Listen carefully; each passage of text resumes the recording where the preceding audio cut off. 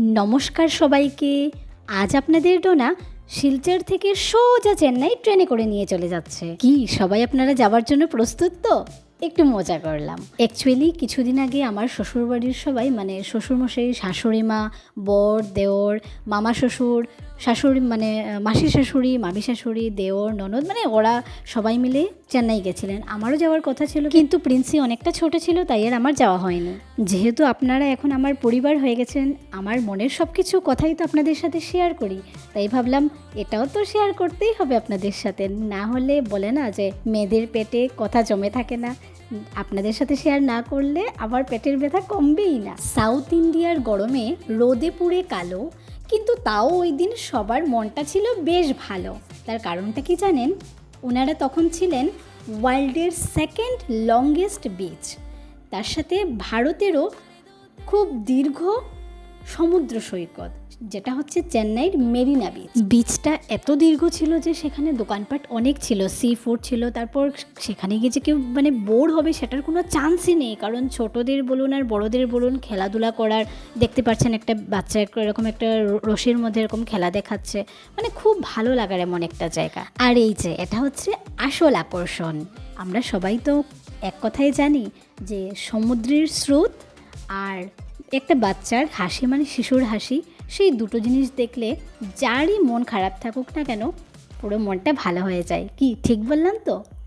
সাগর কিনারে দিল ये पुकारे तू जो नहीं तो मेरा कोई नहीं है ओ সাগর কিনারে।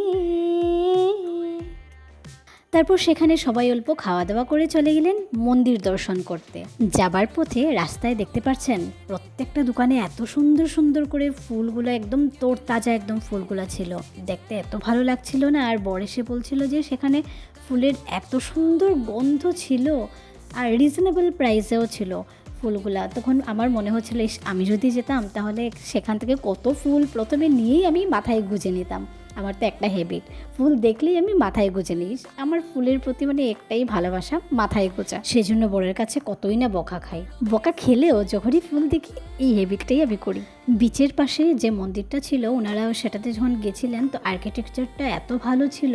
আর ভিতরে যেহেতু ভিডিও করা যায়নি তো যেটুকু পেরেছেন সেটুকুই করে এনেছেন। তারপর রুলস রেগুলেশনস খুব ভালো ছিল। এত যে ভিড় ছিল দেখে বোঝাই যাচ্ছিল না, এক একজন করে চলে যাচ্ছিল আসছিল, মানে খুব ভালো লাগছিল। তো মন্দির দর্শন শেষের পরে সবাই মিলে একটু চা খাওয়া হলো, গল্পগুজব হলো। তারই ফাঁকে সবাই ভাবছিলেন যে এখন কোথায় যাওয়া যায়, এখন কোথায় যাওয়া যায়, সেই নিয়ে আর কি চর্চা চলছিল। তারপর সেই চর্চা করতে করতে সবাই ভাবলাম এখন আর কিছু করার নেই, চলো একটু মার্কেটিং করা যাক। তারপর সবাই মিলে চলে গেলেন একটু মার্কেটিং করতে, একটু শাড়ি ধুতি যা ছিল সব কিছু একটু দেখে ওকে যার যার যেটা যেটা নেওয়ার টুকটাক একটু মার্কেটিং করে তারপর যা লজ নেওয়া হয়েছিল সেটাতে চলে গেছিলেন। তো কেমন লাগলো আমার ভিডিওটি আপনারা জানাবেন। সবাই ভালো থাকবেন, সুস্থ থাকবেন। দেখা হচ্ছে পরবর্তী ব্লগে। Tata, by.